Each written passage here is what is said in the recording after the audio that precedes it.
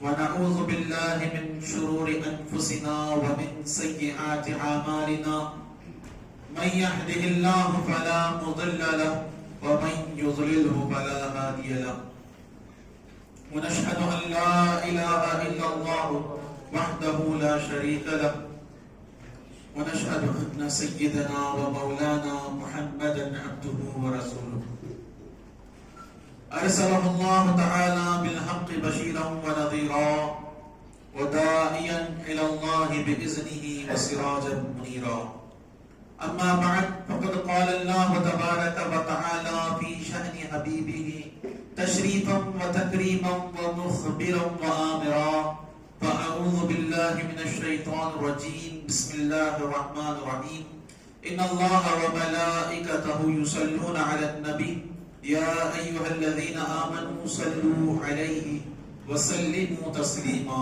اللهم صل على سيدنا محمد وعلى آل سيدنا محمد وبارك وسلم اللهم صل على سيدنا محمد كلما ذكره الذاكرون وكلما غفل عن ذكره الغافلون تسليما كثيرا كثيرا الله رب محمد صلى عليه وسلم ونحن عباد محمد صلى عليه وسلم أما بعد فقد قال الله تعالى في محكم تنزيله فهو أصدق الصادقين واتقوا الله الذي تساءلون به والأرحام إن الله كان عليكم رقيبا صدق الله المولانا العزيز الكريم وبلغنا حبيبه النبي الكريم ونحن على ذلك لمن الشاهدين والشاكرين والحمد لله رب العالمين.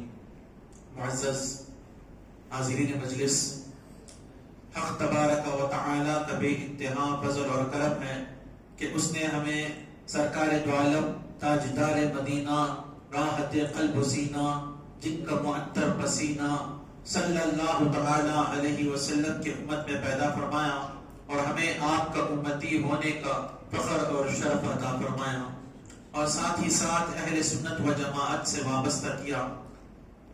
ناظرین، آج ہمارا عنوان اور موضوع ٹاپک یہ ہے صلہ رحمی، upholding kinship bonds، یعنی صلہ رحمی پر ہماری گفتگو ہوگی آج کی. یہ صلہ رحمی ہر کوئی چاہتا ہے کہ دوسرا ہمارے ساتھ کرے.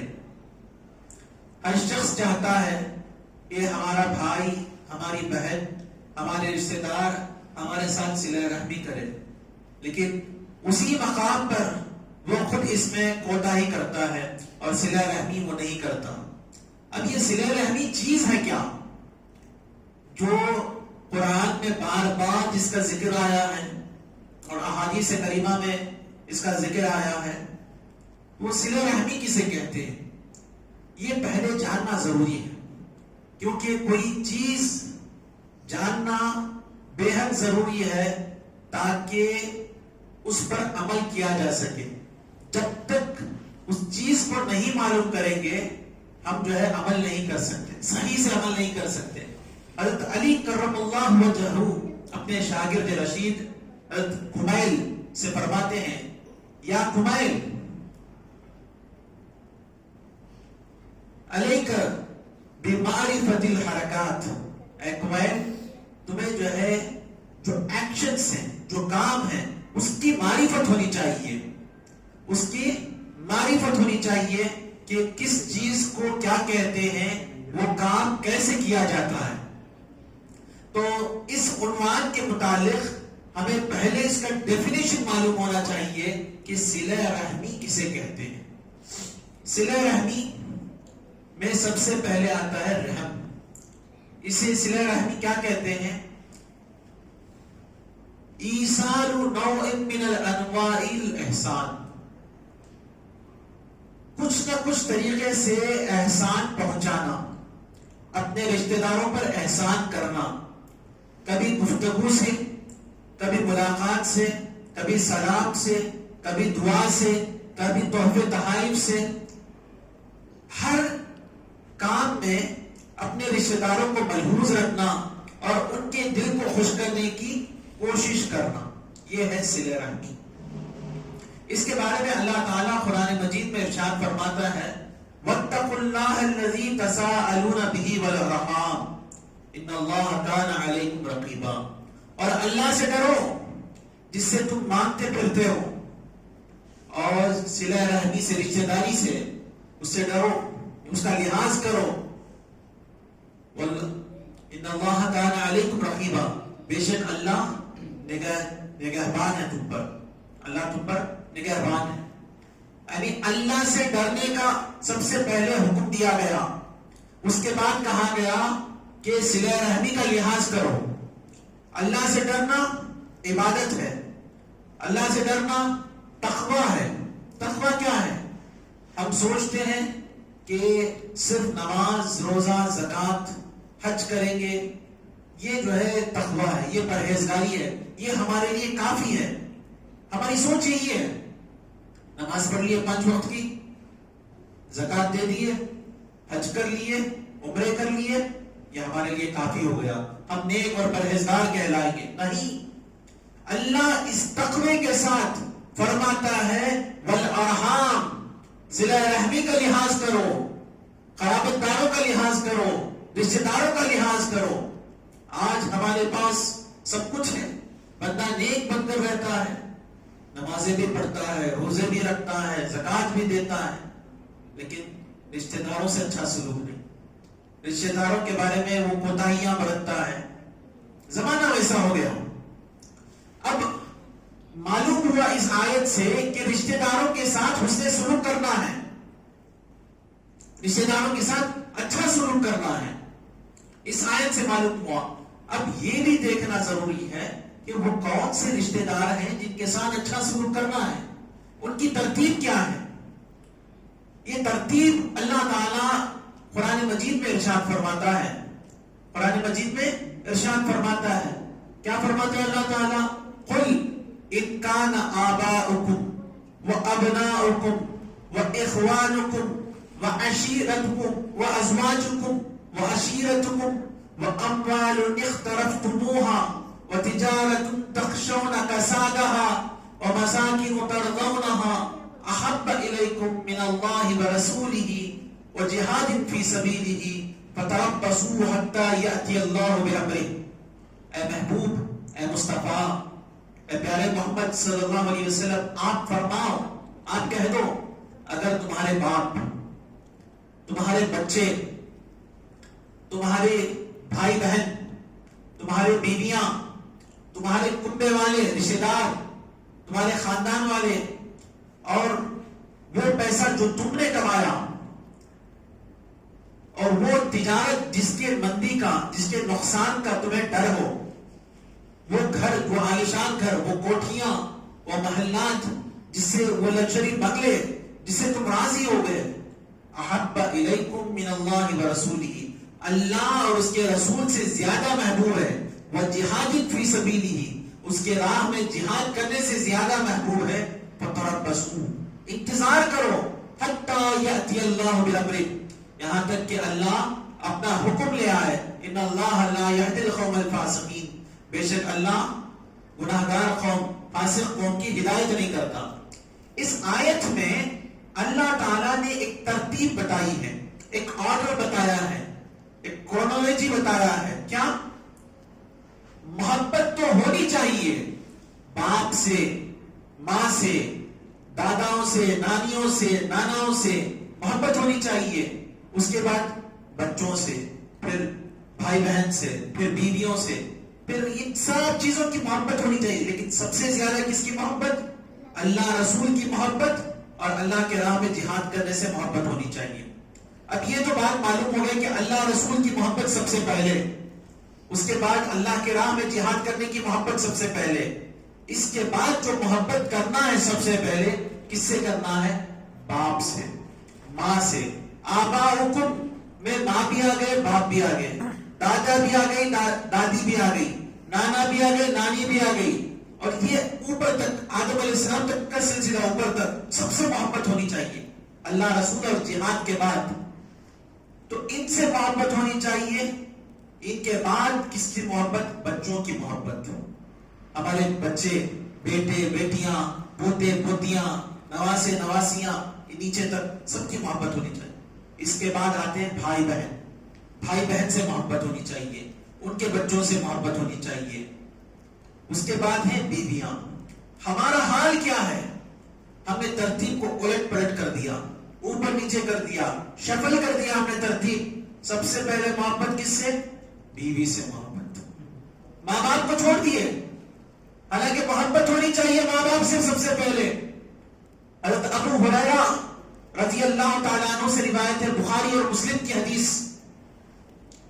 ایک صحابی آ کر پوچھتے ہیں, یا رسول اللہ صلی اللہ علیہ وسلم من احق بحسن صحابتی. یا رسول اللہ صلی اللہ علیہ وسلم, میرے حسن سلوک کا کون زیادہ حقدار ہے؟ یہ نہیں پوچھا کہ ماں ہے یا باپ ہے, یہ نہیں پوچھا. پوچھتے کہ لوگوں میں سب سے زیادہ میرے حسن سلوک کا کون حقدار ہے, میں کس کے ساتھ حسن سلوک کروں؟ تو حضور نے فرمایا امک, تمہاری ماں کے ساتھ حسن سلوک کرو. پھر پوچھا ثم من, میری ماں کے بعد کس کے ساتھ حسن سلوک کروں؟ فرمایا امک, تمہارے ماں کے ساتھ حسن سلوک کرو, وہ حقدار زیادہ ہے. پھر پوچھا ثم من, پھر کس کے ساتھ حسن سلوک کروں؟ فرمایا امک, تمہاری ماں کے ساتھ حسن سلوک کرو. پھر پوچھا ثم من, اس کے بعد کس کے ساتھ حسن سلوک کروں؟ فرمایا ابوک, تمہارے باپ کے ساتھ حسن سلوک کرو. یہاں پر بیوی کا ذکر نہیں ہے, یہاں پر بیٹی کا ذکر نہیں ہے, یہاں پر بچوں کا ذکر نہیں ہے. سب سے پہلے ماں, ماں کے بعد باپ کا ذکر ہے. ایک اور روایت میں ہے کہ حضور سے پوچھا گیا کہ کس کے ساتھ جو ہے حسن سلوک کرنا ہے سب سے زیادہ؟ حضور نے فرمایا امک ثم امک ثم امک ثم امک ثم اباک, تمہاری ماں, پھر تمہاری ماں, تمہاری ماں, پھر تمہارے باپ, ثم ادناک فادناک, اس کے بعد تمہارے سے زیادہ قریب جو ہے اس کے ساتھ حسن سلوک کرنا ہے رشتہ داری میں. اب اس حدیث پر غور کریں گے ہم تو اس حدیث سے معلوم ہوا کہ ماں کو 3 درجے زیادہ جو ہے حسن سلوک کرنا ہے ماں کے ساتھ. کیوں؟ وہ کمزور دل کی ہوتی ہے, وہ دل میں جو ہے اس کا کمزور ہے. یعنی بندی, اللہ کی بندی جو ہے اس کا دل تھوڑا چھوٹی چیزوں سے یہ ہو جاتا ہے, تو اس کے بعد اس کی زیادہ خاطرداری کرو, اس کے دل کا جو ہے لحاظ زیادہ رکھو. لیکن جب ماں کے ساتھ, جب باپ اور ماں کا تقابل ہوگا تو باپ اگر بلائے, باپ کی جو ہے عزت, باپ کے ساتھ جو ہے ان کی تعظیم, ان کا ریسپیکٹ کرنا باپ کا ہے سب سے پہلے. جب تم کوئی چیز گھر لے کر جاؤ, کچھ سب سے پہلے ماں کو دینا ہے. کوئی چیز تحفہ دینا ہے سب سے پہلے ماں کو دینا ہے. تعظیم کرنا ہے باپ کی کرنا ہے. آج ہمارا حال کیا ہے؟ ماں باپ کی تعظیم نہیں, ماں باپ کو جو ہے خاطر میں لاتے ہی نہیں ہے. ماں باپ کو جب بوڑھے ہو گئے تو ہم سوچتے ہیں کہ ہم ہی سب کچھ ہیں, ہم ہی جو ہے کمانے والے, ہم ہی سب کچھ کرنے والے. یہ کون ہے؟ یہ گھر میں رہتے, ان کا کیا کام؟ خاموش بیٹھو جی, وہ بولے تو خاموش بیٹھو.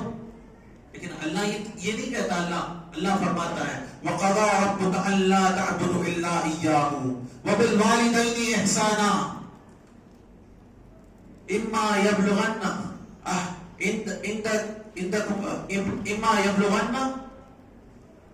عِندَكُمُ الْكِبْرَ أَحَدُهُمَا أَوْ كِلَاهُمَا فَلَا تَقُل لَّهُمَا أُفٍّ وَلَا تَنْهَرْهُمَا.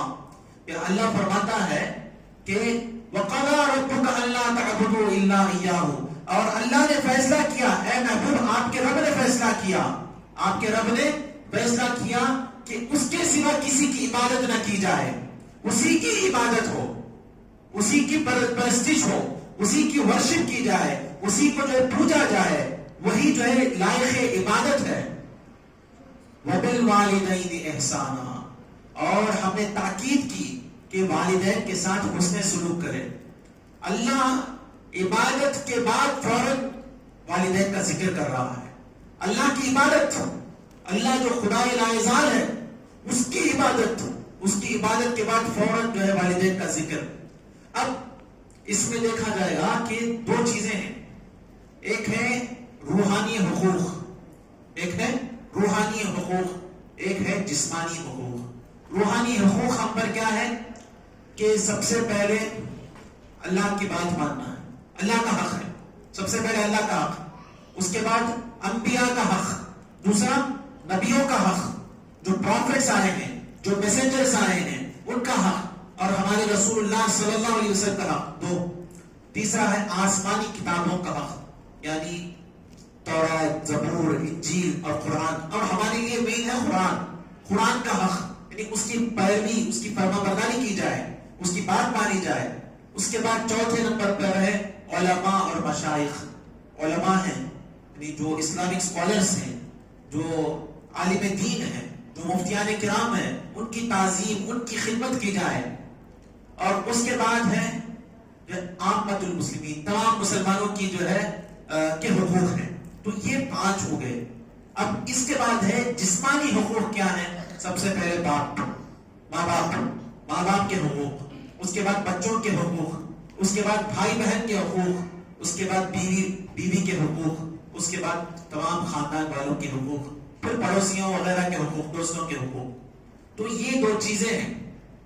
روحانی حقوق جسمانی حقوق پر مقدم ہے، مقدم مطلب آگے ہیں۔ پہلے روحانی حقوق کو دیکھا جائے گا، ادا کیا جائے گا، اس کے بعد جسمانی حق کو ادا کیا جائے گا۔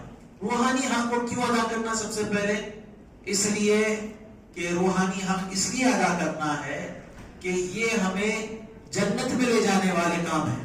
اللہ کی عبادت کرنی ہے تاکہ اللہ ہم سے راضی ہو جائے، اللہ ہمیں جنت میں بھیج دے، جہنم سے ہمیں بچا لے، اللہ ناراض نہ ہو، اس لیے اللہ کی عبادت کر کے وہ حق ادا کرنا ہے۔ اس کے بعد رسول اللہ صلی اللہ علیہ وسلم کی پیروی کرنا ہے، اس کے بعد قرآن کی بات ماننی ہے۔ پھر علماء کی بات کیوں ماننی ہے؟ ماں باپ سے زیادہ حق کس کا ہے؟ علماء کا ہے، اسلامی اسکالرز کا ہے۔ کیوں؟ کیونکہ ماں باپ جو ہے ہمیں عالم ارواح سے، عالم ارواح مطلب جہاں روح رہتی ہے، وہاں سے وہ جو اوپر کا عالم ہے اس سے اس نیچے والی دنیا میں لے کر آئے ماں باپ۔ ماں باپ کی وجہ سے ہم اس دنیا میں آئے اور اوپر سے نیچے آ گئے، تو اس لیے ماں باپ کا حق ہے۔ لیکن علماء کا حق ماں باپ سے زیادہ کیوں؟ کیونکہ یہ علماء ہیں جو کہ ہمیں دین کی راہ دکھاتے ہیں، صحیح راستہ دکھاتے ہیں، صحیح کیا ہے غلط کیا ہے بتاتے ہیں، قرآن اور حدیث کی روشنی میں ہمیں صحیح راستہ دکھاتے ہیں، جنت کو لے جانے والا راستہ دکھاتے ہیں، حسن سلوک کیا ہے، برا سلوک کیا ہے، سب کچھ بتاتے ہیں اور ہمیں اللہ سے ملاتے ہیں، اللہ کا قرب ہمارا بڑھاتے ہیں۔ تو یہ نیچے سے اوپر لے جانے علماء، اس لیے علماء کا حق والدین سے زیادہ ہے۔ ٹھیک ہے، اب اللہ تعالیٰ نے یہ حقوق بتائے تو ہمیں معلوم ہوا کہ روحانی حقوق کیا ہے، جسمانی حقوق کیا ہے۔ تو اب جسمانی حقوق میں ماں باپ کا حق سب سے پہلے رکھا اللہ تعالیٰ نے۔ کیوں اللہ کے بعد، عبادت کے بعد فوراً ماں باپ کا حق رکھا؟ اس لیے کیونکہ اللہ رب ہے ہمارا، اللہ ہمارا رب ہے۔ رب کہتے کسے ہیں؟ رب کہتے کسے ہیں؟ شیء ناقص کو تھوڑا تھوڑا کر کر کمال تک پہنچانے والے کو رب کہتے ہیں۔ مثال کے طور پر ہم کیا تھے، ہماری حقیقت کیا تھی؟ ایک منی، ایک سیمنٹ کا قطرہ، منی کی نطفہ، یہی ہماری حقیقت۔ جب ایسے تھے، یعنی ایک قطرہ تھے، ماں کے رحم میں گئے، رحم میں جانے کے بعد اللہ تعالیٰ نے اس نطفے کو ایک علقہ بنا دیا، ایک گوشت کا لوتھڑا بنا دیا، اس لوتھڑے کو ایک مضغہ بنا دیا، اس مضغے کے بعد اس پہ جو ہے ہڈیاں چڑھائی، اس کے اوپر گوشت چڑھایا۔ کیا ہے؟ پہلے ایک خطرہ تھے، پھر اسے اور بڑھایا، اسے کمال پہنچایا، ایک گوشت کا ٹکڑا بنایا، پھر وہ گوشت کے ٹکڑے کو ایک مضغہ بنایا، پھر اس کے اوپر ہڈیاں چڑھائی، اس کے اوپر گوشت چڑھایا، پھر بچہ بن کر پیدا ہوئی۔ اب بچہ ہے، کچھ دکھتا نہیں، بچے کو دکھتا نہیں پہلے شروع میں، آہستہ آہستہ 6 مہینے کے بعد کلیئر دکھائی دینا شروع ہوتا ہے۔ پھر اللہ تعالیٰ نے اسے آنکھیں برابر کی، پھر وہ رینگنے لگا، پھر چلنے لگا، پھر بڑا ہونے لگا، پھر بولنے لگا، تھوڑا تھوڑا کر کے کمال پر پہنچا ہے۔ ایک وقت آیا کہ کمال والا انسان بن گیا، پھر عمر بڑھتی گئی، اس کی عقل بڑھتی گئی۔ کیا ہے یہ؟ ناقص چیز کو اللہ کمال پر پہنچا رہا ہے، یہ کہتے ہیں رب۔ رب اس کو کہتے ہیں، ہر چیز میں کوئی ناقص ہوگا اسے کمال تک پہنچاتا ہے۔ اب اللہ رب ہے، ماں باپ مربی ہیں، ماں باپ تربیت کرنے والے ہیں۔ اللہ رب ہے، ماں باپ مربی ہیں۔ اللہ نے جو ہے ماں باپ کو مربی بنایا، اس لیے ماں باپ کا حق زیادہ ہے۔ تو سب سے پہلے ماں باپ کا حق دیکھیں گے۔ حضور صلی اللہ علیہ وسلم فرماتے ہیں کہ حضور صلی اللہ علیہ وسلم سے ایک صحابیہ حضرت اسماء رضی اللہ تعالیٰ عنہ، یہ حضرت ابو بکر صدیق رضی اللہ تعالیٰ عنہ کی بیٹی ہیں، یہ فرماتی ہیں یا رسول اللہ صلی اللہ علیہ وسلم، میری والدہ یہ مدینے میں آ گئی تھی، ان کی جو والدہ ہے حضرت ابو بکر رضی اللہ عنہ کی پہلی بیوی، وہ اسلام نہیں قبول کیے تھے، وہ آ کر حضور سے پوچھتی ہے یا رسول اللہ صلی اللہ علیہ وسلم، میری والدہ وہ مجھ میں رغبت رکھتی، یعنی کچھ چاہتی ہیں، وہ نہیں، وہ کافر ہیں، مسلمان نہیں ہوئی ہیں، ابھی مدینے کو آ گئی، صلح حدیبیہ کے بعد مدینے کو کافر جو ہے، مکے کے کافر جو ہے مدینہ آنا جانا شروع کر لیے تھے، تو وہ مدینے آئی ہیں اور وہ کچھ چاہتی ہیں، یعنی کچھ پیسہ یا مجھ سے خدمت، میری خدمت چاہتی ہیں، تو میں کیا کروں؟ حضور نے فرمایا سیدھی، یعنی ان کے ساتھ حسن سلوک کرو، ان کے ساتھ بھلائی کرو، اگر وہ پیسے چاہتی ہے تو پیسے دو، خدمت چاہتی ہے تو خدمت کرو، حالانکہ وہ مسلمان نہیں ہوئی۔ کتنا پیارا مذہب ہے ہمارا، کہ مسلمان نہیں ہے لیکن والدہ ہیں، والدہ ہیں، اس لیے ان کے ساتھ حسن سلوک کرنے کا حکم دیا جا رہا ہے۔ ایک مسئلہ اس میں بھی یہ بھی معلوم ہوا کہ جب کسی کی ماں باپ کافر ہوں اور وہ کہیں کہ مجھے مندر لے کے جاؤ، ٹیمپل لے کے جاؤ یا چرچ لے کے جاؤ، کلیسا لے کے جاؤ، تو بچہ جو ہے اس کی اس بات میں جو ہے اس کی مدد نہیں کرے گا۔ کیوں؟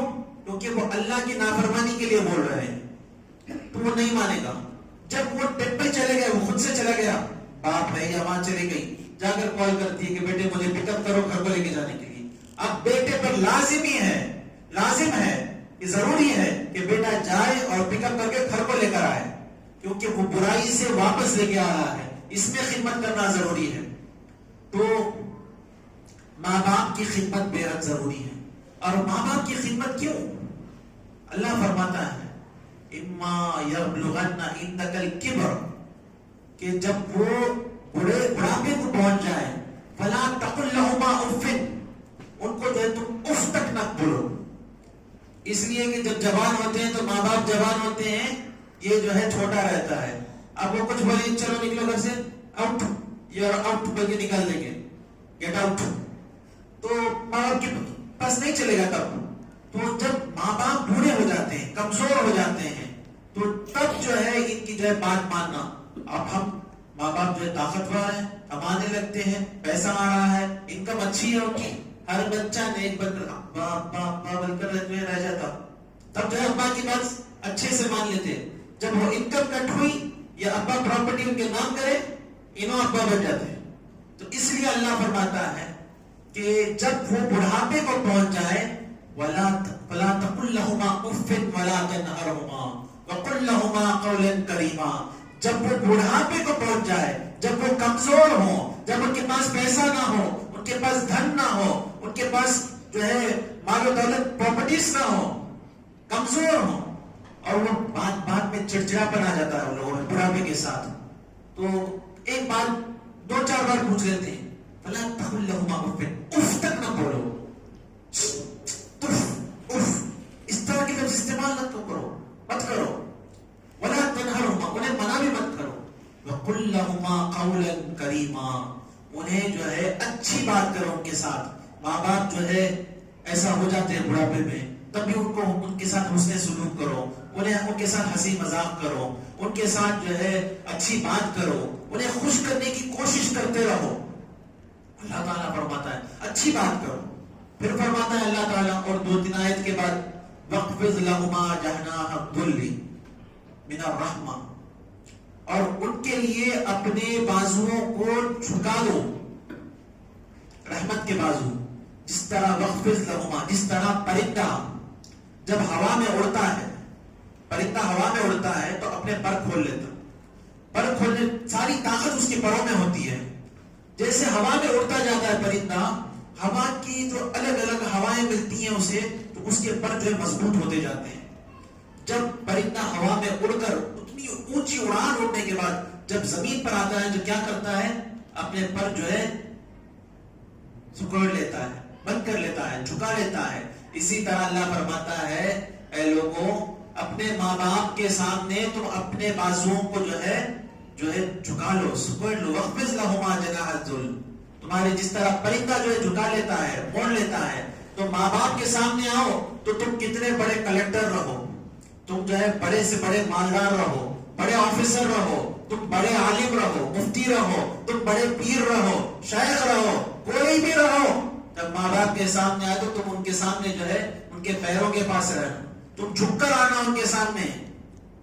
ان کے سامنے تم بڑے نہیں، تم کتنے بھی بڑے ہو جاؤ ان سے چھوٹے، ان کے سامنے جو ہے جھک کر آؤ، اپنی بڑائی کو تم سکیڑ کر آؤ اور رحمت والی باتیں کرو ان کے ساتھ. یہ قرآن درس دیتا ہے. تو ماں باپ کے ساتھ اچھا سلوک کرنا چاہیے. جس طرح جو ہے بڑے سے بڑے لوگ بھی ہوتے ہیں تو ان کے سامنے جب آتے ہیں ماں باپ کے سامنے تو ان کے ساتھ اچھا سلوک کرنا چاہیے. اللہ حضور صلی اللہ علیہ وسلم فرماتے ہیں الجنت تحت اقدام الامہات، جنت ماؤں کے پیروں کے نیچے ہے. تو تب جب تم آؤ تو ان کے ساتھ جو ہے نرمی کے ساتھ آؤ، جھک کر آؤ، ان کے پیروں کے نیچے جنت ہے. تو تم کچھ دو ان کے ساتھ، ان کو دو، تو ایسا مت دو کہ یہ لے لو، یہ تمہارے لیے پیسے ہیں. بولنا ایسے دینا آپ کا ہے، جو چاہیں آپ کریں، آپ چاہیں تو مجھے اس میں سے کچھ دے دیں، آپ چاہیں تو کچھ بھی کریں. ایسا دکھانا کہ میں آج بھی آپ کے نیچے میں رہ رہا ہوں. اللہ تعالیٰ قرآن مجید میں فرماتا ہے وَصَاحِبْهُمَا، اللہ فرماتا ہے کہ ماں باپ کے ساتھ تم جو ہے ماں باپ کے ساتھ رہو. یہ نہیں کہا کہ وہ اصحبہما، ماں باپ کو اپنے ساتھ رکھو، نہیں، ان کو ایسا فیل کروانا ہے، ان کے ساتھ ایسا انہیں احساس دلانا ہے کہ میں اب کمانے لگ گیا لیکن آج بھی میں آپ کے سائے کے تلے ہوں، میں آپ کے نیچے ہوں، آپ کے انڈر ہوں. گھر میں کہیں جانا ہے تو دوسرا گھر لے رہے ہیں، میں جو ہے ایڈوانس کے پیسے دے رہا ہوں، میں کرایہ دے رہا ہوں، لیکن میرے پیسے نہیں، یہ ابا آپ کے پیسے ہیں، میں آپ کے ساتھ رہ رہا ہوں. آپ بولیں گے اس گھر میں رہنا تو میں گھر میں رہوں گا، آپ بولیں گے یہاں نہیں رہنا، میں نہیں رہوں گا. آج کا ماحول کیا ہے؟ آج شادی ہوئی کہ نہیں، اماں سے الگ، بابا سے الگ، شادی ہونے سے پہلے الگ. کیوں نہیں رہنا چاہتے؟ یہ بندہ بھی جو ہے محبت میں جو ہے بیوی کی محبت میں نہیں، ہمیں جو ہے الگ رہ جائیں گے، ہمیں آتے رہیں گے، آ جائیں گے، کل آ کے ملیں گے، روز آ کر ملیں گے، صبح سے شام تک رہیں گے. کیا ہے؟ صبح سے شام تک ملیں گے، ایک دن ملیں گے، 2 دن ملیں گے، ایک ہفتہ مل لیں گے، اس کے بعد آتے ہیں. انسان کی فطرت ہے، نہیں آتا، بزی ہو جاتا.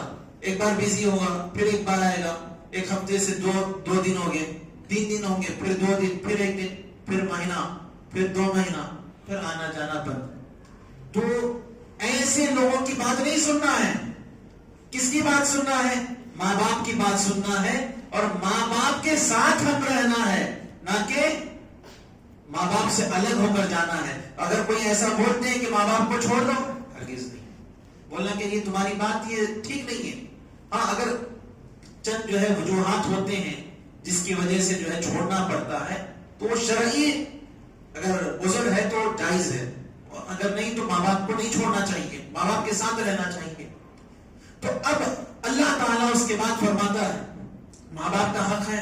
تو ماں باپ کے بارے میں حدیث میں ہے کہ حضور صلی اللہ علیہ وسلم فرماتے ہیں کہ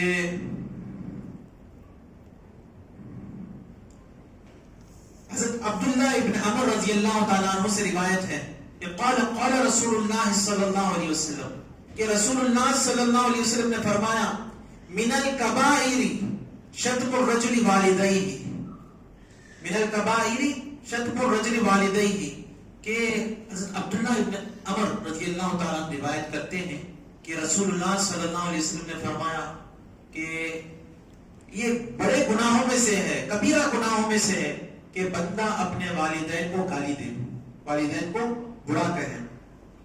قالوا، صحابہ نے کہا یا رسول اللہ، اے اللہ کے رسول صلی اللہ علیہ وسلم، هل يشتم الرجل والديه، هل يشتم الرجل والديه، کیا بندہ اپنے ماں باپ کو بھی گالی دیتا ہے؟ اتنے تعجب کے ساتھ جو ہے پوچھ رہے ہیں. قال نعم، حضور نے فرمایا ہاں. يسب ابا الرجل فيسب اباه ويسب امه فيسب امه، کہ متفق علیہ، بخاری اور مسلم کی حدیث کیا ہے کہ حضور نے فرمایا ہاں گالی دیتا ہے. کہ بندہ کسی کے باپ کو گالی دیتا ہے تو وہ شخص جو ہے اس کے باپ کو گالی دیا بلکہ اس کے باپ کو گالی دیتا.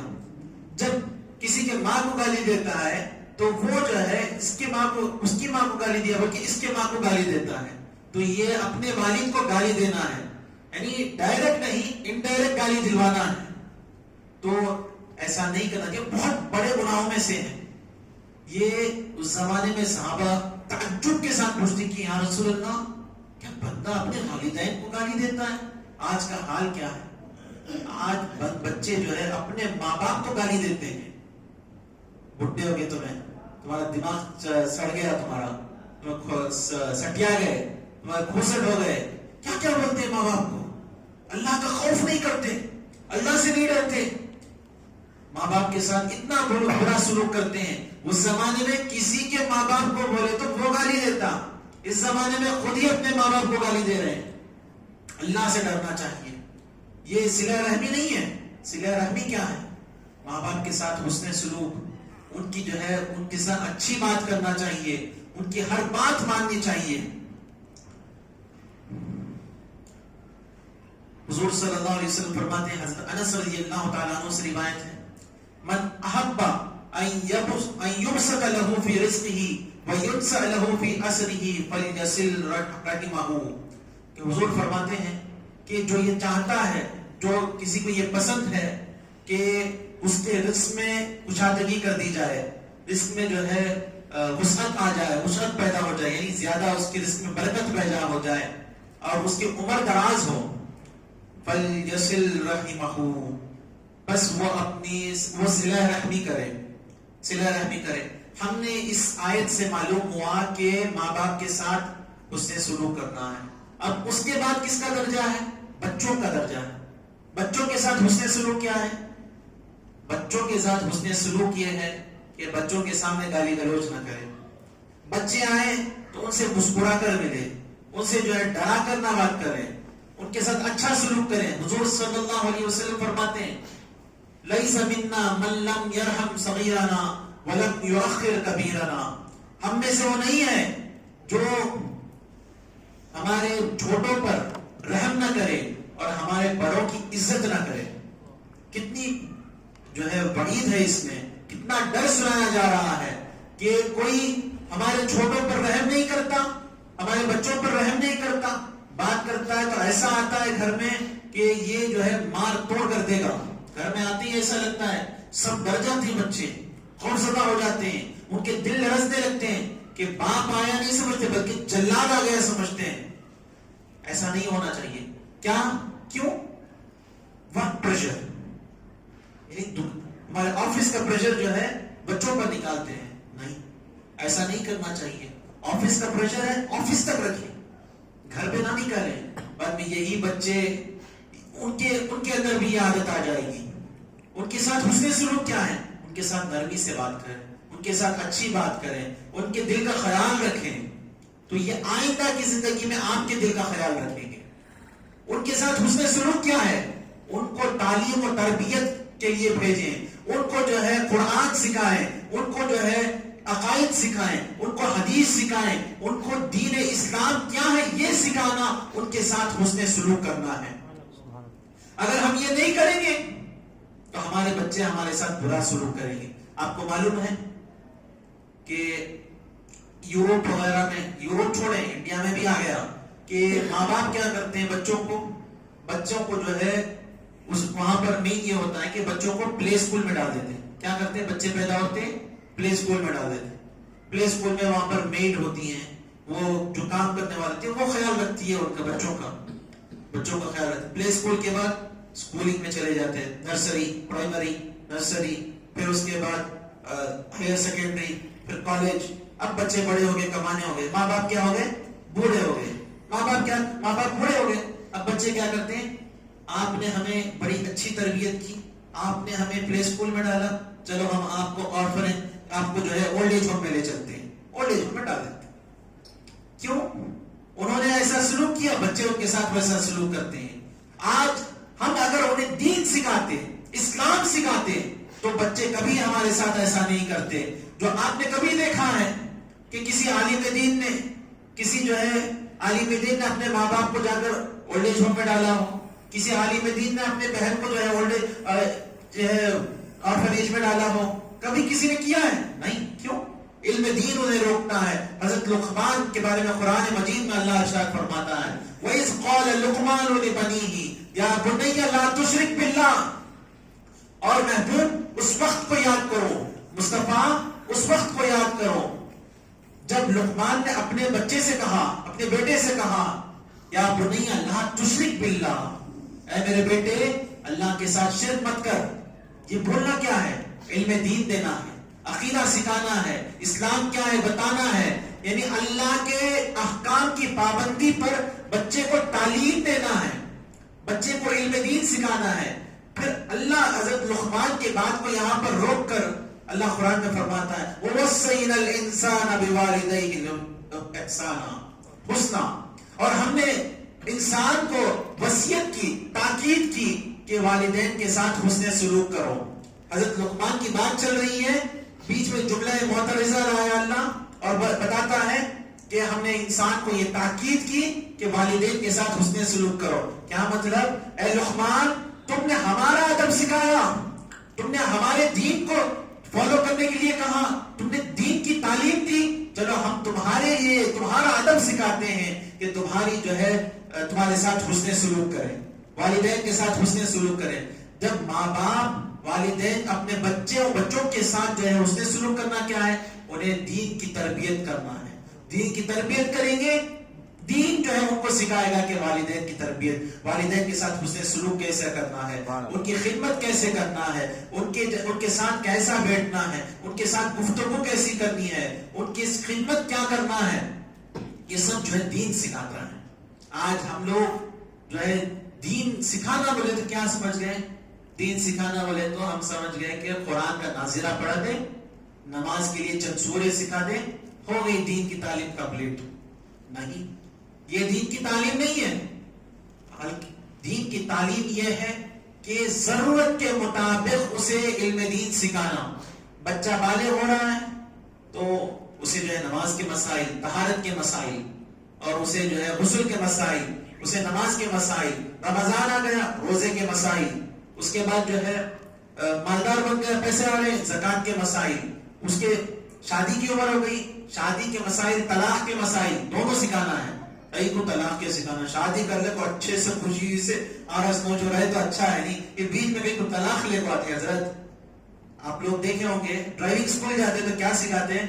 یہ ڈرائیو کر لے چلو چلے جاؤ, سکھاتے نہیں, نو انٹری, یہ نو انٹری نہیں جانا, یہ لیفٹ نہیں لینا, نو لیفٹ فری, یہ پورے سکھا دینے. کیوں؟ جائیں گے تو کیا ہوگا, پولیس والا کھڑا رہے گا, پٹک سے پکڑ لے گا, فائن ڈالا لے گا, 1000 روپے 500 روپے, ٹوپی پہنے تو بھی نہیں چھوڑے گا. نہیں, تو اس کے واسطے یہ نو انٹری وغیرہ سیکھنا پڑتا. تو طلاق کے مسائل بھی سیکھے تو منہ سے جو ہے طلاق کا ڈر رہتا. ان ابغض الحلال عند اللہ الطلاق, اللہ کے پاس حلال کاموں میں سب سے زیادہ ناراض کرنے والا کوئی کام ہے تو طلاق ہے. حلال ہے, کیوں رکھا ہے حلال؟ ایمرجنسی کے لیے. ایک بری بیوی مل گئی, علی لڑنے والی, جینے دیتی نہیں, سکون ہی نہیں ہے اس کے پاس, تو اب اسکیپ ہونا بولے طلاق. اچھی بیوی ہے, اسے ستا کو اسے طلاق دینے نہیں, تو ایمرجنسی کے واسطے رکھا ہے اللہ. تو اسی طرح یہ معلوم ہونا چاہیے ہمیں. اب بچے جو ہے اتنے اچھے بن جاتے ہیں, اگر تعلیم سن کر اتنے بھی اچھے بن جاتے ہیں کہ ماں باپ کا, حضرت جو بولیں کہ ماں باپ کی خدمت کرنا, ماں باپ کا حکم ماننا, ماں باپ کی بات سننا. اب بیوی شادی کر کے آ گئے, اب بیوی آتی ہے, بیوی تنگ کرتی رہتی، ستاتی رہتی، ایک کے بعد ایک، ایک کے بعد ایک کے بعد ایک. انہیں نہیں رہتا گھر میں، انہیں ستاتی، انہیں گھر کو آتی، سب سے بڑی ولیہ انہیں بن کر بیٹھ جاتی. ایسی ہو جاتی. وہ اماں بولتی کسی طلاق دے دیں، تو آپ بات سنیں گے کیا؟ یہاں پر نہیں سننا، یہاں پر دیکھنا ہے کہ کیا ہو رہا ہے قصہ، کس کے ساتھ کون سا سلوک ہو رہا ہے. اس بات میں ماں کی بات مانیں گے اللہ ناراض ہو جائے گا. تو ہمیں دیکھنا چاہیے کہ کون سی بات سننا ہے، کون سی بات نہیں سننا. ایسے ہی فیصلے نہیں کر دینا. بچے جو ہے ہمیں ماں باپ بولے ہیں ماں باپ کی بات سننا، فلاں عالم صاحب بولے کہ ماں باپ کی بات سننا، ان کے پیروں کے نیچے جنت ہے، یہ سب سن لیتے ہیں. سننے کے بعد کیا سمجھتے ہیں کہ اب جو ہے بیوی کو کی بات ہی نہیں سننا. ایسا نہیں ہے. اس نے سلوک کی ترتیب میں کیا کون کون ہے؟ پہلے ماں باپ، پھر بچے، اس کے بعد بھائی بہن، اس کے بعد آتا ہے بیوی کا مرتبہ. بیوی کے بھی حقوق ہیں. بیوی تمہارے لیے کھانا پکا رہی ہے، تمہارے لیے تمہارے کپڑے استری کر رہی ہے، دھو رہی ہے، برتن دھو رہی ہے، گھر صاف کر رہی ہے، تمہارے بچوں کو سنبھال رہی ہے، انہیں کھانا کھلا رہی ہے. یہ سب اس کے اوپر واجب نہیں ہے. یہاں تک کہ دودھ پلانا، پیدا ہوئے سے بچے کو دودھ پلانا بھی بیوی کے اوپر واجب نہیں. تمہارے لیے کھانا بنانا، رمضان میں پکوڑے تلنا، کچی بنانا، نہیں، واجب نہیں ہے. کر رہی ہے تو احسان مانو. بیوی کا احسان نہیں ہے بلکہ اس کے اوپر ظلم ہو رہا ہے. اماں بولی یہ بناؤ، یہ نہیں وہ بناؤ، وہ نہیں وہ بناؤ، کام پہ کام، کام پہ کام، روزے میں دے رہی ہے اماں. بیٹا جو ہے سن رہا ہے کیا ہے؟ اللہ میں کچھ بھی نہیں ہوتا، میری ماں سے بڑھ کچھ بھی نہیں، میری جنت ہے نا، میں کیا کروں؟ جنت، تمہیں یہ جنت سوچ رہے ہیں؟ حالانکہ حضور صلی اللہ علیہ وسلم فرمائے لا طاعت لمخلوق فی معصیت الخالق. اللہ کی معصیت میں، اللہ کی نافرمانی میں کوئی جو ہے مخلوق کی فرما برداری نہیں کرے گا. ماں بول رہی ہے غلط کرو، وہ جو ہے ناجائز کام کرو، ماں کی بات نہیں ماننا. ماں کی بات وہ ماننا ہے جو جائز ہے. ماں بول رہی ہے میرے پیر مت دبا دے بیٹا، وہ دبانا. اب اس میں بتا بیوی کو میرے اماں کی خدمت کرو، بیوی جا کے دبانا. بیوی کے اوپر واجب نہیں، تمہارے اوپر واجب ہے، بیوی کے اوپر نہیں. اب یہ سن لیے تو بیویاں جو ہے خوش ہو جاتے ہیں. دیکھو ماں، میں جو ہے یہ بول رہا ہوں، یہ تمہارے حقوق کیا ہیں، لیکن تمہیں بھی چاہیے کہ احسان کریں. اپنے شوہر کو خوش کرنے کے لیے جو ہے تمہیں چاہیے کہ تم جو ہے خدمت کرو. تم جو ہے حضرت بی بی فاطمہ رضی اللہ تعالیٰ عنہ کی سیرت اختیار کرو. تم جو ہے خدمت کرو، اللہ سے اس کا بدل چاہو. تم خدمت کر رہی ہو شوہر کے لیے راضی کرنے کے لیے، کیونکہ اللہ نے کہا کہ شوہر کو راضی کرو، رسول اللہ نے کہا کہ شوہر کو راضی کرو. اس کو راضی کرنے کے لیے تم خدمت کر رہی ہو، تمہیں ثواب ملے گا، تمہیں ثواب ملے گا، تمہیں اجر ملے گا. تم جو صبر کر رہی ہو اس کا ثواب کیا ہے؟ صبر کا ثواب کیا ہے؟ صبر کا ثواب اللہ خود ہے. ہر چیز کا ایک مقرر ثواب ہوتا ہے. 10 نیکیوں سے 700 نیکیاں اس یا اس سے زیادہ، اس کے اخلاص کے برابر اللہ دیتا ہے. لیکن صبر کا کوئی کاؤنٹر حساب والا ثواب نہیں ہے. اللہ فرماتا ہے ان اللہ مع الصابرین، اللہ صبر کرنے والوں کے ساتھ ہے. یعنی اللہ مل جاتا ہے. تم جو ہے تمہیں چاہیے کہ تم جو ہے خدمت کرو، تم خدمت کرو، ثواب جو ہے اللہ سے طلب کرو. لیکن شوہروں کو چاہیے کہ اپنے بیویوں پر جو ہے ظلم ہونے مت دو. حضور صلی اللہ علیہ وسلم فرماتے ہیں خیرکم خیرکم لأہلہ وَأَنَا خَيْرُكُمْ لِأَهْلِي. کہ تمہیں بہترین شخص وہ ہے جو اپنے گھر والی کے لیے، گھر والوں کے لیے بہتر ہے، بہترین شخص ہے. میں تمہیں میرے گھر والی کے لیے، میرے اہل کے لیے میں بہترین شخص ہوں. یعنی بیوی کے حقوق جانو. بیوی پر یہ واجب نہیں ہے، یہ کر رہی ہے تو سمجھو کہ تمہارے اوپر احسان کر رہی ہے. احسان کا بدلہ کیا ہوتا ہے؟ هل جزاء الاحسان الا الاحسان.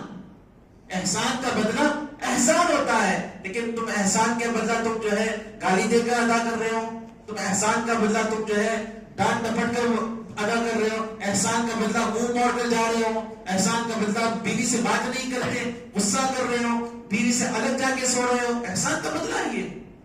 ماں بول رہی ہے تو تم ہر بات ماں کی سن رہے ہو. ہر بات ماں کی نہیں سننا چاہیے. دیکھنا چاہیے کون سی چیز غلط ہے، کون سی چیز صحیح ہے. صحیح بات میں ماں کی بات مانو، بیوی بولتی ہے اماں کو چھوڑ دو چلے جاؤ، نہیں میں اماں کے ساتھ ہی رہوں گا، میں نہیں چھوڑتا اماں کو۔ اماں بولتی ہے کہ بیوی کو جو ہے یہ ظلم کرو، بیوی کی اماں کی بات نہیں مان۔ تو یہ باتیں ہمیں یاد رکھنا چاہیے، اپنے بچوں کو سکھائیں، اپنے بچوں کو اس کی تعلیم دیں، اپنے بچوں کو بتائیں کہ بچوں کو چاہیے کہ ماں باپ کے ساتھ کیسا سلوک کرنا ہے، بیویوں کے ساتھ کیا سلوک کرنا ہے۔ اس کے بعد ہے ہمارے بھائی بہن۔ بیوی سے تو پہلے بھائی بہن کا رشتہ ہے۔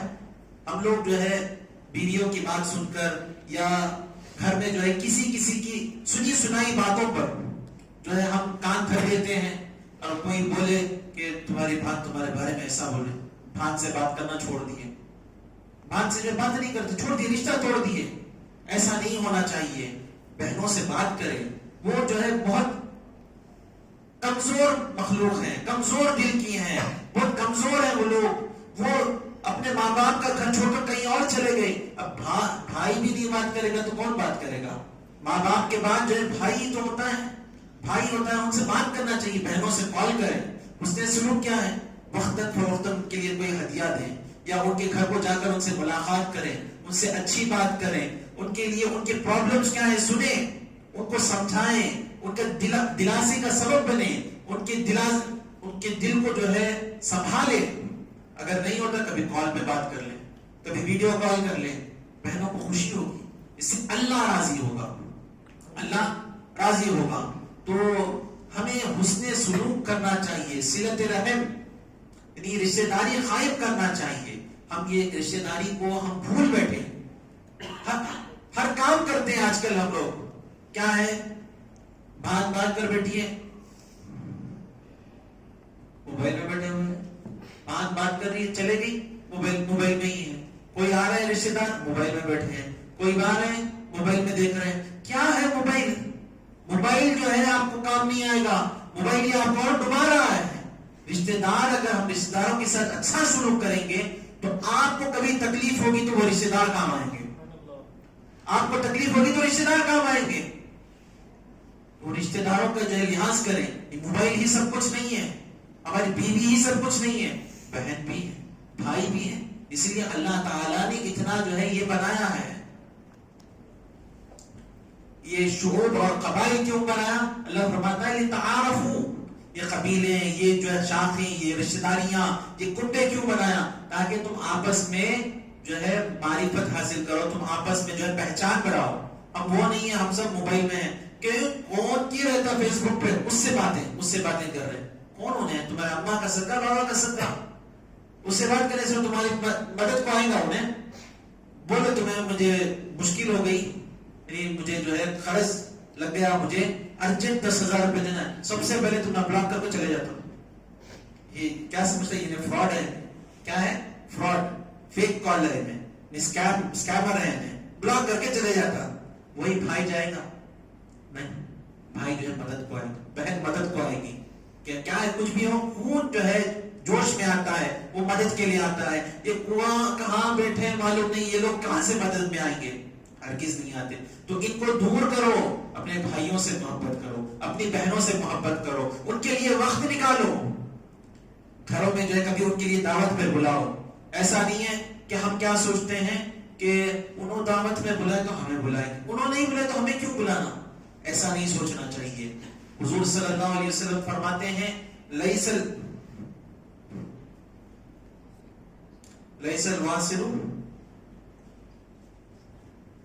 الواصل بالمکافی ولكن الواصل الذي اذا قطعت رحمه وصلها۔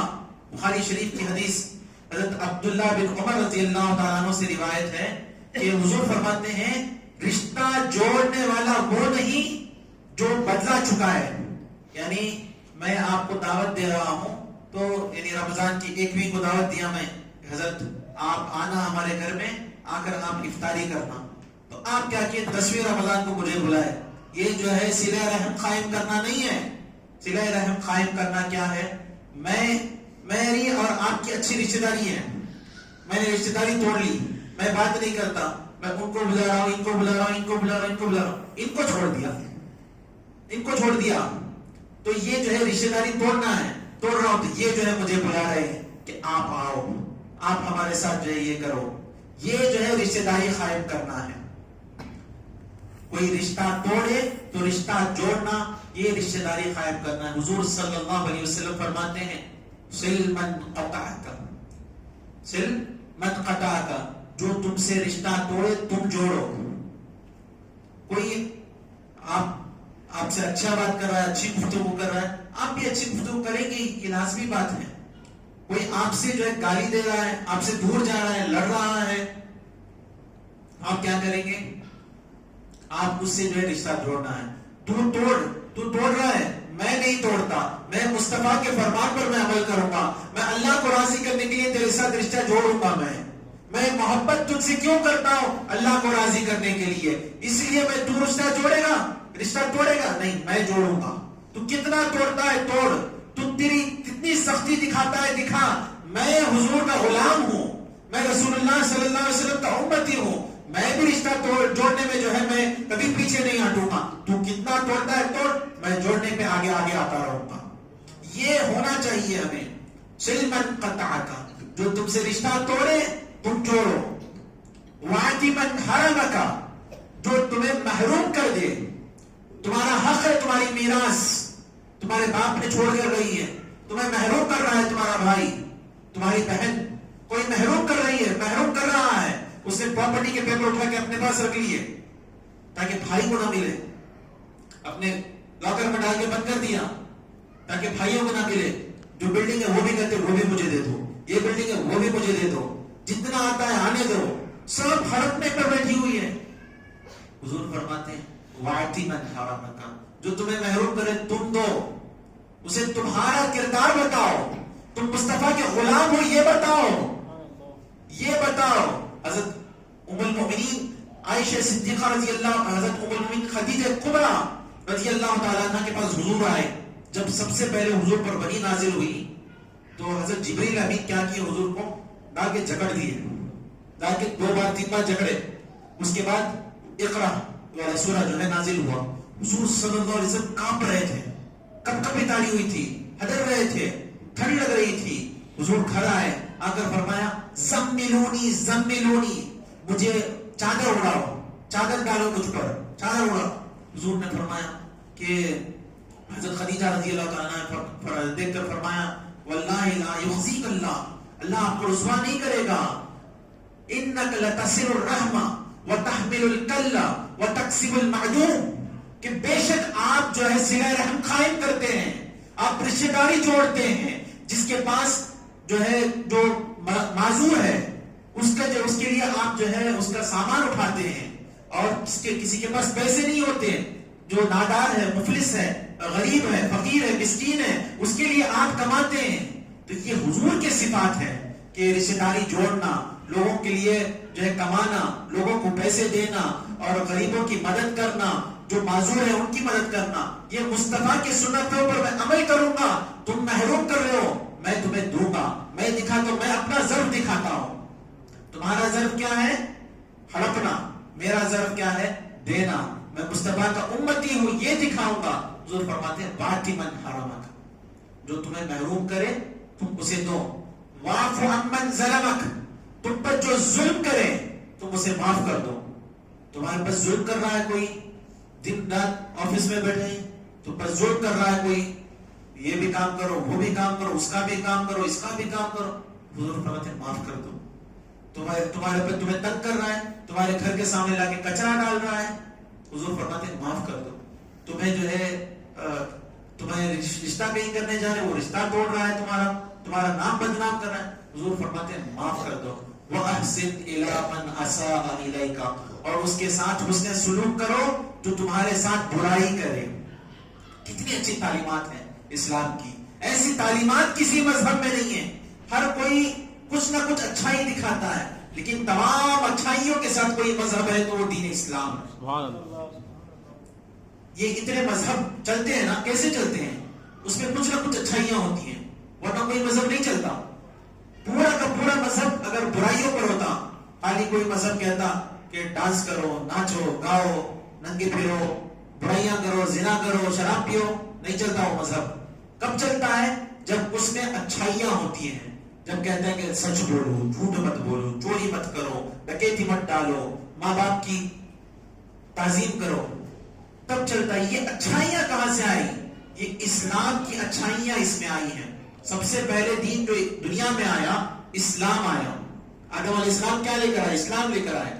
آہستہ آہستہ لوگ جو ہے نکلتے گئے، کافر ہوتے گئے. ان کے پاس اسلام تھا، تھوڑی تھوڑی برائیاں آ رہی تھی، اس کے بعد اور برائیاں بڑھتی گئیں، لیکن تھوڑے تھوڑے اسلام کی چیزیں رہنے میں یہ چلتا رہتا. بدھزم میں وہ لوگ بولتے پیس کہاں سے آیا؟ اسلام سے آیا. یہ سب اسلام کی تعلیمات ہیں. تو وہی تعلیمات تھوڑے تھوڑے ان کے پاس بچ گئے، وہ بتا رہے ہیں. لیکن اسلام کے پاس اللہ نے فرمایا الیوم اکملت لکم دینکم ورضیت لکم الاسلام دینا، اور آج ہم نے تمہارے لیے تمہارے دین کو جو ہے کامل کر دیا اور اسلام کو دین کے طور پر راضی ہو گیا اللہ. تو یہ اسلام میں جو ہر طریقے سے ہمیں اچھائی دکھا رہا ہے. اسلام ہر طریقے سے برائی کیا ہے، اچھائی کیا ہے، لوگوں کی تربیت کر رہا ہے. تو ہمیں چاہیے کہ ہم جو ہے صلۃ رحم قائم کریں، حسن سلوک کریں، لوگوں کے ساتھ بھلائی کریں. جو کوئی ہمارے ساتھ اچھا نہیں کرتا ہم اسے نہ دیکھیں، انہیں بات نہیں کرتا میں کیوں بات کروں، کیا حضرت تمہیں ایسا بولتے ہیں، انہیں کیا چھوٹی موٹی غلطی کرا کیا، انہیں میرے ساتھ اتنی بڑی غلطی کرا ہے، انہیں سب کے سامنے مجھے گالی دے رہا. تمہیں کیا کرو، تمہیں انہیں سب کے سامنے گالی دیا، تمہیں سب کے سامنے اسے جا کے گلے لپٹ جاؤ. تم محبت کا اظہار کرو، اس کے لیے نہیں، اللہ کو راضی کرنے کے لیے، رسول اللہ صلی اللہ علیہ وسلم کو راضی کرنے کے لیے. اس سے بڑھ کر کوئی اچھی چیز ہے؟ اللہ راضی ہو جائے گا تو کیا ہوگا؟ من لہ المولا فلہ الکل، جس کا مولا ہو گیا یعنی اللہ ہو گیا، سب کچھ اس کا ہے. جنت بھی اس کی، جنت کی نہریں اس کی، جنت کی ہوڑیں اس کی، جنت کے عیش و آرام اس کے، نعمتیں اس کے، سب کچھ اس کے. کون؟ اللہ اس کا ہونا. اللہ کو راضی کرنے کے لیے کرنا ہے سب کچھ. جو صلت رحم قائم نہیں کرتے، صلہ رحمی نہیں کرتے، حسن سلوک نہیں کرتے اپنے رشتہ داروں کے ساتھ، وہ جو ہے حسن سلوک نہیں کرتے تو ان کی عمر گھٹ جاتی ہے، ان کی عمر گھٹ جاتی ہے، ان کا رزق کم ہو جاتا ہے.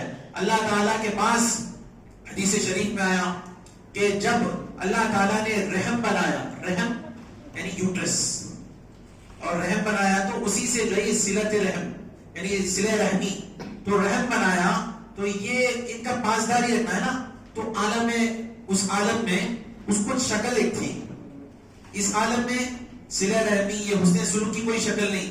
قرآن کو بھی وہاں پر ایک شکل ہوگی، رمضان کو کوئی شکل ہے نہیں ہے. وہ عالم میں جو ہے آخرت میں اس کے لیے بھی ایک شکل ہوگی، موت کی بھی ایک شکل ہوگی، وہاں ان سب کے لیے شکلیں ہیں، یہاں پر شکل نہیں ہے. تو روایت میں آیا کہ وہ اللہ کے دامن کو پکڑ لیا. یہ ہمیں سمجھانے کے لیے اللہ کو دامن نہیں ہے، اللہ کو کمر نہیں ہے، اللہ کو دامن نہیں ہے. وہ صلہ رحم نے پکڑ لیا، یعنی اللہ سے گزارش کر رہا ہے کہ اے اللہ کہ میرا حق ادا کرے لوگ. اللہ نے فرمایا کہ یہ تمہیں یہ پسند نہیں کہ جو تم سے جو ہے تمہیں قائم کرے گا، تمہاری رشتہ داری قائم کرے گا، میں اسے اس کے ساتھ اچھا سلوک کروں گا. جو تمہیں توڑے گا میں اسے توڑ لوں گا. جو حسن سلوک کرے گا، جو رشتہ داری قائم کرے گا، اللہ تعالیٰ اس پر احسان کرے گا، اس کی عمر میں برکت دے گا، اس کے رزق میں برکت دے گا، اس کے لیے بھلائیاں ہیں. اور جو یہ نہیں کرتا، جو رشتہ داری توڑتا ہے، اس کے لیے جو ہے عمر گھٹ جاتی ہے، اس کے لیے جہنم کا عذاب ہے. یہاں تک کہ جہنم میں ایک اژدہا ہوگا، وہ اس کے گلے میں لپٹ جائے گا اور لپٹ جا کر وہ جو ہے اپنی جیب نکالتا رہے گا. تو اتنا عذاب ہے جہنم میں. ایک واقعہ ہے حضرت ابو اللیث سمرقندی رحمۃ اللہ علیہ، یہ تنبیہ الغافلین میں یہ واقعہ ہے کہ ایک شخص تھا مکہ مکرمہ میں، وہ جو ہے خراسان کا رہنے والا. خراسان یہ ایران افغانستان کے اوپر ایک بیلٹ ہے، وہ وہاں کا رہنے والا. تو وہ شخص جو ہے بہت نیک، بہت پرہیزگار، بہت اچھا آدمی. لوگ اس کے پاس امانتیں رکھتے تھے، لوگ امانتیں رکھتے تھے. ایک آدمی اس کے پاس 10,000 دینار امانت رکھ کر کہیں گیا ہوا تھا.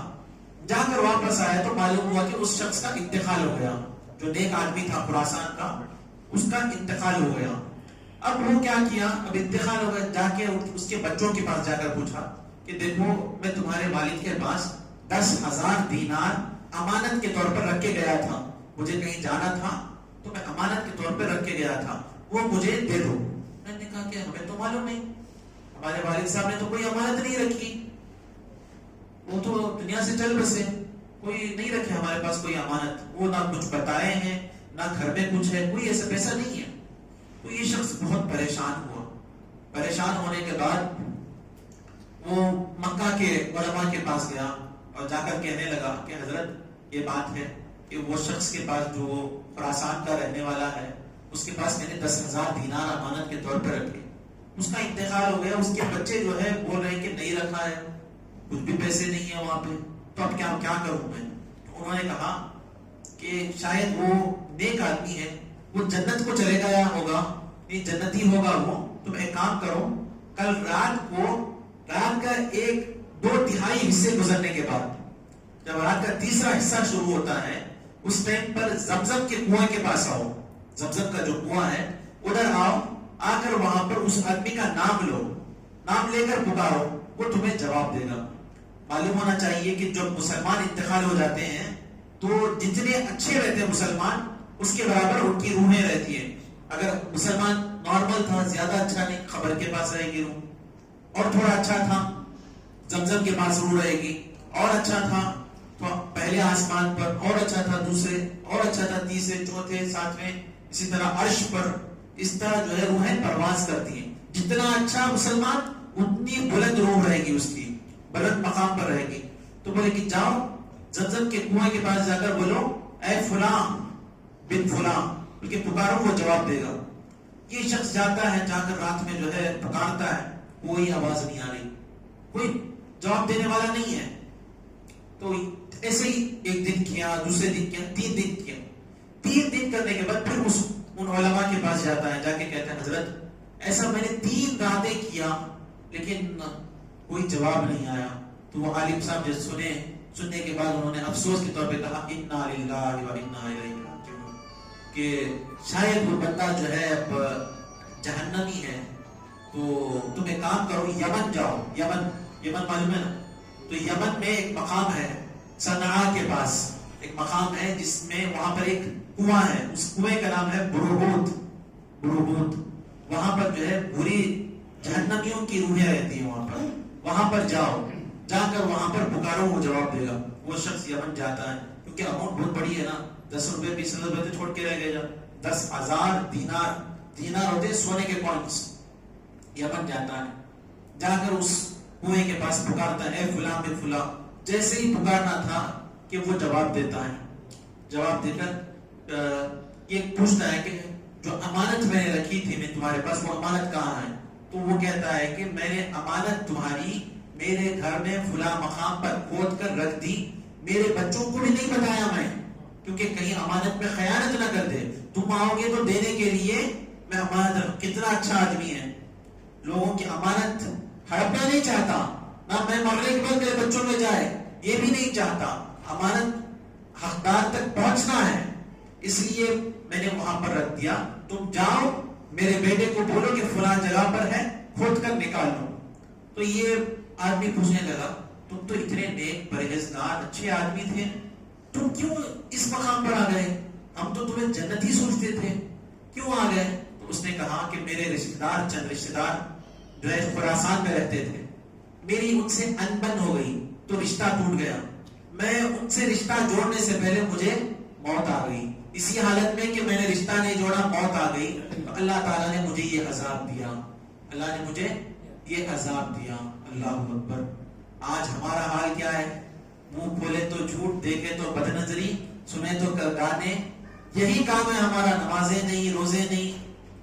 وہ اتنا پرہیزگار ہے پھر بھی جو ہے اسے جو ہے رشتہ داری توڑنے کی وجہ سے یہ سزا ملی۔ آج ہم لوگ جو ہے بہنوں کو گالی، بھائیوں کو گالی، ملتے نہیں، اس کی دعوت میں ہم جاتے نہیں، اس کی دعوت میں وہ آتا نہیں، سب یہی معاملہ ہے۔ تو سوچیں کہ کتنا جو ہے خطرناک معاملہ ہے، کتنی خطرناک بات ہے۔ تو ہمیں چاہیے کہ آج کے دن ہم جو ہے ان سب معاملات کو چھوڑ دیں، تاخیرات ہے آج، جتنے ہر کسی کو کچھ نہ کچھ ہو کے رہتا ہے.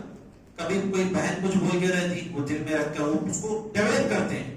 اس لیے بولی ہوگی, اس لیے بولی ہوگی, بات ہوگی نارمل, اس میں ایک اور معنی نکل رہا ہوگا, وہ نیگیٹو معنی لے رہا ہے, پازیٹیو نہیں سوچ رہا ہے. پازیٹیو سوچا کریں. جو بہنوں سے, بھائیوں سے, جو ماموں سے, خالاؤں سے جو رشتے ٹوٹ گئے ان کو جوڑ لیں. ایک گھر میں رہتے ہیں لیکن آپس میں بات چیت نہیں ہے. کیوں؟ اپنا نفس آ گیا کہ میں بڑا ہوں, میں اچھا ہوں, میں سب کچھ کرنے والا, میں دینے والا, میرے ساتھ یہ ایسا سلوک کر, میں نہیں بات کرتا.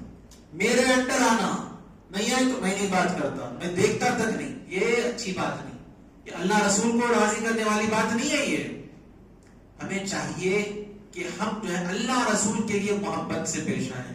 حدیث میں کیا ہے؟ الحب فی اللہ والبغض فی اللہ. اللہ کے لیے محبت, اللہ کے لیے نفرت. اللہ کو راضی کرنے کے لیے محبت کرنا ہے بھائیوں سے, بہنوں سے, اپنے رشتے داروں سے, ماموں سے, خالاؤں سے, چاچاؤں سے, پھوپھوؤں سے, سب سے جو ہے محبت کیوں کرنا ہے؟ اللہ کو راضی کرنے کے لیے. اللہ کو راضی نہیں کریں گے تو بالکل جو ہے فائدہ نہیں ہے.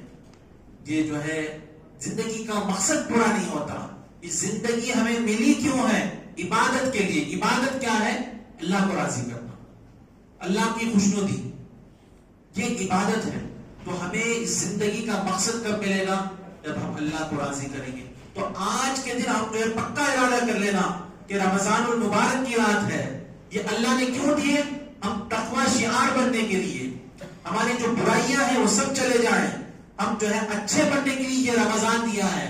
اچھا تبھی بن سکتا ہے جب کامل حضور صلی اللہ علیہ وسلم کا پیروکار بنے گا, حضور کے اقوال پر, حضور کی سیرت پر عمل کرے گا, تو وہ کامل جو ہے اچھا بنے گا. تو آج کے دن جس کے متعلق دل میں جو ہے کجی ہے, دل میں بغض ہے, دشمنی ہے, وہ سب کو معاف کر دیں. کوئی پیسہ دینا ہے اسے بھی معاف کر دیں. کیوں؟ ہمیں معلوم نہیں کہ ہماری زندگی کتنی ہے. ہم سوچتے ہیں کہ ہم لوگ جو ہے میں فٹنس کے ساتھ ہوں, میں جو ہے ڈائٹ کے ساتھ کھاتا ہوں, میں افطاری میں بڑے موٹے کچھ بھی نہیں کھاتا, میں آئلی آئٹم نہیں کھاتا, موٹا نہیں ہوں, فٹ ہوں, میں جم کرتا ہوں, سب کچھ کرتا ہوں, مجھے کیا ہے؟ ابھی موت آنے ٹائم ہے. نہیں, ایسا ہرگز نہیں ہے. موت کا بات ہی نہیں معلوم. باتھ روم میں گئے, ذرہ پسلے, سر کو لگا, انا للہ و انا الیہ راجعون. نہیں ہوتا ہے. کتنے لوگ کووڈ میں چلے گئے, نوجوان لوگ, کتنے لوگ جو ہے ایتھلیٹس جو کہ اچھے فٹنس کے ان کی جو ہے مثال پیش کی جاتی, وہ چلے گئے. عمر کا کوئی بھروسہ نہیں ہے. آج دل میں جو برائیاں نکال دیں اللہ کے لیے, رسول اللہ کے لیے نکال کر جو ہے اللہ اور رسول کو راضی کرنے کے لیے سب کو معاف کر دیں. معاف کر دیں گے آپ, اللہ رسول راضی ہو جائیں گے. اللہ تعالیٰ یہ نہیں دیکھتا, اللہ تعالیٰ کیا دیکھتا ہے؟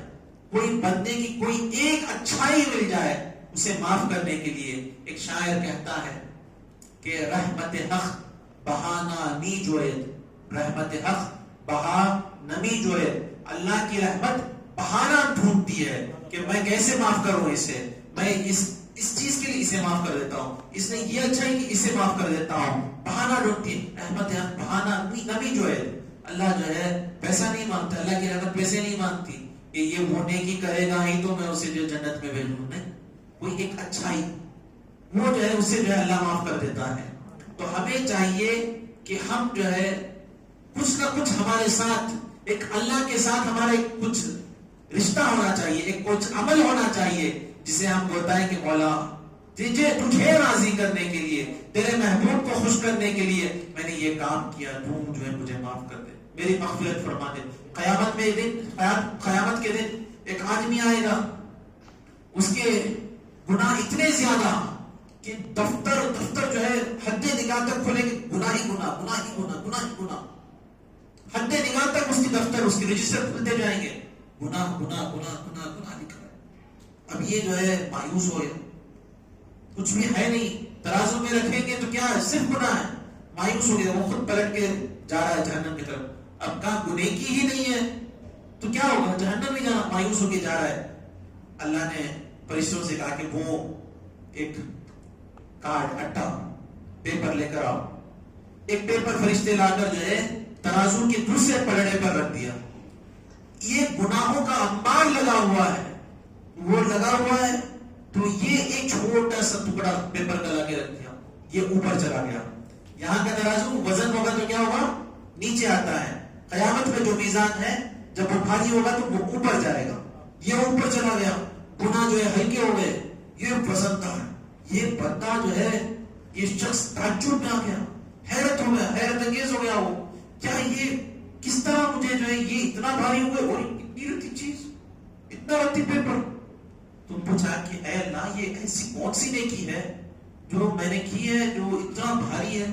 تو اللہ نے فرمایا تو ایک مرتبہ شراب میں مست دھتا، نشے میں دھتا، لیکن کہیں پر اللہ نام لکھا ہوا تھا، اس کو اٹھایا، چوما اور اچھے جگہ رکھ دیا. وہ ہم نے محفوظ رکھ لیا تیرے لیے، یہ ادا ہمیں پسند آئی تو ہم نے تمہیں معاف کر دیا. تو دیکھیں اللہ تعالیٰ کے پاس سب کچھ، اتنے اعمال ہوں تبھی بخشے گا نہیں، کچھ اچھا عمل ہو کہ اس سے بخش دے اللہ. تو آج کے دن جو گناہ ہو گئے اسے توبہ کریں. اللہ جو ہے معاف کرنے کے لیے تیار ہے. شاعر کہتا ہے کہ بازاں بازاں بازاں ہزاں ہستی بس بازاں گر کافر و قبر و بت پرستی بازاں باز آ جا. اللہ کی رحمت کہتی ہے، شاعر اس کو جو ہے اپنے شعر میں ڈھال رہا ہے، فرماتا ہے اللہ کی رحمت کہتی ہے باز آ جا، باز آ جا، باز آ جا. تم کیسا بھی رہو باز آ جا، کتنا گناہگار بھی رہو باز آ جا. ازاں ہستی بازاں گر کافر و قبر و بت پرستی بازاں. تو کافر ہے، تو بت پرست ہے، تو آگ کو پوجا کرنے والا بازی ہے، باز آ جا، ہم معاف کرنے کے لیے تیار. جب اتنے بڑے گناہ، اللہ فرماتا ہے کہ اللہ جو ہے شرک کے سوا تمام گناہوں کو معاف کرنے کے لیے تیار.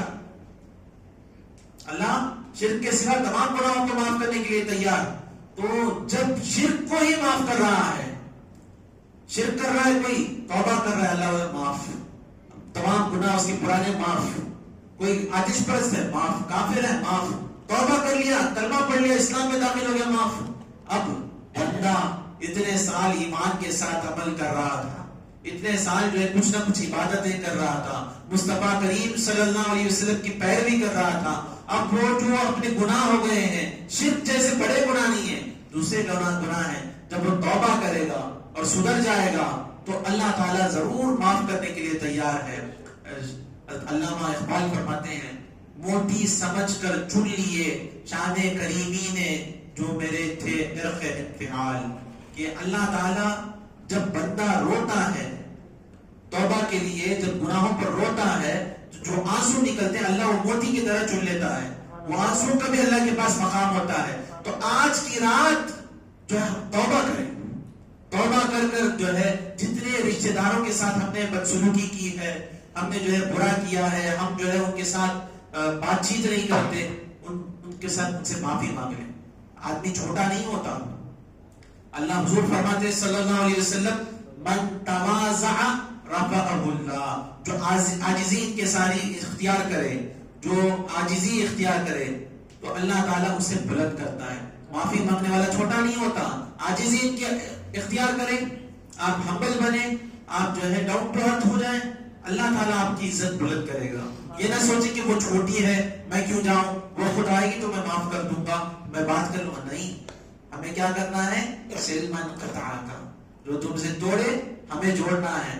تو یہ کام کے لیے انتظار مت کریں، جائیں یا کال کر لیں. ابھی وقت مل رہا ہے، مسجد سے جانے ٹائم ہوگا، کال کر لیں، بات کر لیں، بات کر کر جو ہے سب جو ہے معافی مانگ لیں، اور جو ہو چکا معافی مانگ لیں، یا ان سے جو ہے ان کو کہہ دیں کہ میں نے تمہیں معاف کیا.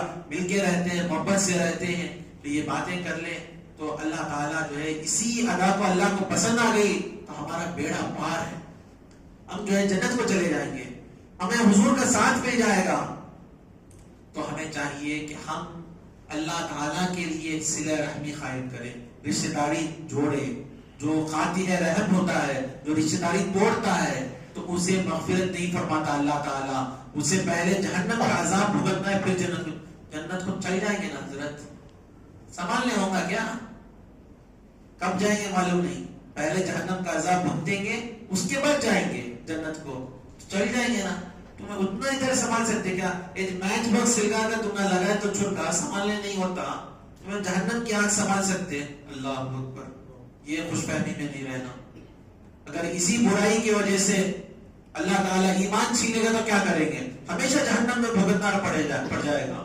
तो हमें चाहिए कि हम जो है सिला रहमी कायम करें, रिश्तेदारी जोड़े, जो जिससे तोड़ चुके हैं उनसे माफी मांग लें, या कोई तोड़ रहे हैं तो माफ कर दें अल्लाह के लिए, ये सोच के माफ करें। अगर मैं अल्लाह की नाफरमानी करता हूँ, 1 मिनट में खत्म कर रहा हूँ, मैं अल्लाह की नाफरमानी कर रहा हूँ, अल्लाह ताला तो मुझे जो है गुनाहों पर पकड़ नहीं रहा है, मैं दिन रात सुबह से शाम तक गुनाह हो रहे हैं मेरे, अल्लाह ताला मुझे नहीं पकड़ रहा है। वो चाहता तो मुझे पकड़ सकता था, नहीं पकड़ रहा है, मेरे गुनाहों को छुपा कर रखा है। मुझे अल्लाह तो मुझे माफ करना है, वो माफ, अल्लाह की माफी, अल्लाह से मुझे माफी मांगना है।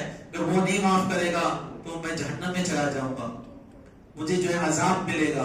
तो ये अल्लाह से तो हम माफी मांगना चाहते हैं ना, तो हमें क्या चाहते हैं कि अल्लाह हमें माफ कर दे। इसी तरह सामने वाला जो है बंदे ने जो गलती कर दी तो आप भी जो है माफ कर दे उन्हें, जिस तरह अल्लाह आपको माफ करना सोचते हैं आप माफ कर दें।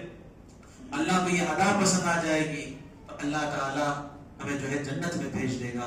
तो अल्लाह ताला से दुआ गो हूं कि अल्लाह ताला हमें रिश्तेदारी जोड़ने की तौफीक अता फरमाए और हमें हुजूर अकरम नूर मुजस्सम सल्लल्लाहु अलैहि वसल्लम की पैरवी करने की तौफीक अता फरमाए।